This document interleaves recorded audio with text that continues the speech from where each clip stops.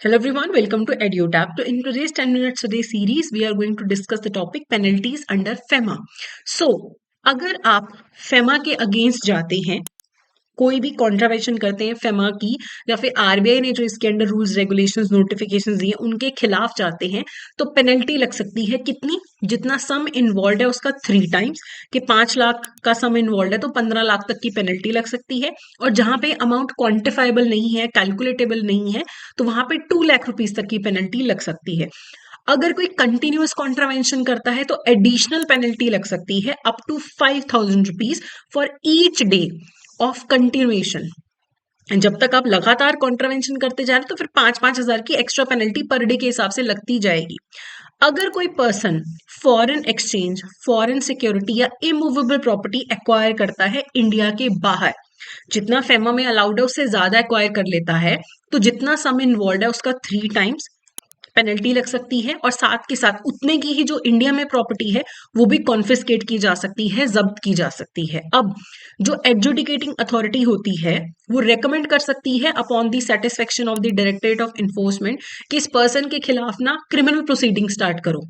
तो criminal complaint जो है वो कम से कम असिस्टेंट डायरेक्टर लेवल का पर्सन होना चाहिए, वही क्रिमिनल कंप्लेंट फाइल कर सकता है। और अगर कोई सीरियस कॉन्ट्रावेंशन करता है तो एडिशनल पेनल्टीज लगेंगी। पेनल्टीज तो लगेंगी, साथ के साथ फाइन लग सकता है और 5 साल तक की सजा भी हो सकती है। और जो एडजुडिकेटिंग अथॉरिटी है may direct confiscation of currency, securities and other property involve in the contravention. जो भी इन्वॉल्व है कॉन्ट्रावेंशन में सब कुछ जब्त कर लो, और जो फॉरेन एक्सचेंज में होल्डिंग्स हैं, बाहर कुछ होल्डिंग्स है, वो भी रिपैट्रिएट करके इंडिया में मंगवाई जा सकती है कि ये फेमा के अगेंस्ट होल्ड की गई हैं।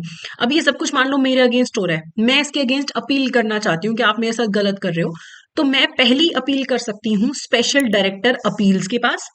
अब इससे भी फर्दर आगे और ऊपर अपील करनी है तो फिर एपेलेट ट्रिब्यूनल इस्टेब्लिश किए जाते हैं under the smugglers and foreign exchange manipulators for feature of property act 1976। इसके अंडर जो एपेलेट ट्रिब्यूनल इस्टेब्लिश किया जाता है वहां पे मैं अपील कर सकती हूँ। अगर क्वेश्चन ऑफ लॉ इन्वॉल्व है तो हाई कोर्ट में अपील हो सकती है फर्दर, और उससे भी फर्दर सुप्रीम कोर्ट में। लेकिन हाई कोर्ट, सुप्रीम कोर्ट तभी इन्वॉल्व होते हैं जब क्वेश्चन ऑफ लॉ होता है कि लॉ में कुछ गड़बड़ है, तो फिर वहां पे भी अपील जा सकती है। अब फेमा के अंडर ईडी बनाता है, central government directorate of enforcement बनाता है, जिसको हेड करता है डायरेक्टर, और स्टाफ होता है जिसे ऑफिसर्स ऑफ एनफोर्समेंट बोला जाता है। तो जो डायरेक्टर है और जो कम से कम असिस्टेंट डायरेक्टर लेवल का पर्सन है, उनके पास पावर होती है कि जहां जहां पे भी फेमा के अगेंस्ट कुछ हो रहा है उसकी इन्वेस्टिगेशन कर सकें। तो ये लोग इन्वेस्टिगेशन कर सकते हैं, एविडेंस इकट्ठी कर सकते हैं, एक्शंस ले सकते हैं वायलेशंस के अगेंस्ट। अब ईडी का तो काम है ये फेमा के अगेंस्ट कुछ हो रहा है तो इन्वेस्टिगेशन करना।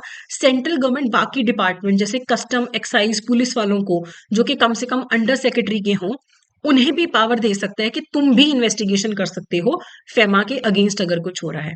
अब इसके रिगार्डिंग एमसीक्यू करने से पहले I would like to inform you कि कैब के लिए, कैब 2025 के लिए हमारा मास्टर कोर्स लॉन्च हो चुका है।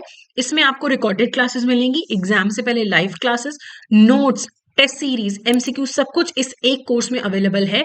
रामबाण की तरह आपको कुछ भी और करने की जरूरत नहीं है। अगर आप इस कोर्स में एनरोल कर लेते हैं तो आप हमारी वेबसाइट पे जाइए www.edutap.co.in, वहां पे जाके आप फर्दर डिटेल्स चेक कर सकते हैं। अब क्वेश्चन देखते हैं, which of the following statements are correct regarding the special provisions for asset held outside India. The authorised officer may seize equivalent assets located in India if the suspected assets outside India are in contravention of FEMA। तो बिल्कुल सही है, India में आपके assets acquire कर लेंगे, वो confiscate कर लेंगे।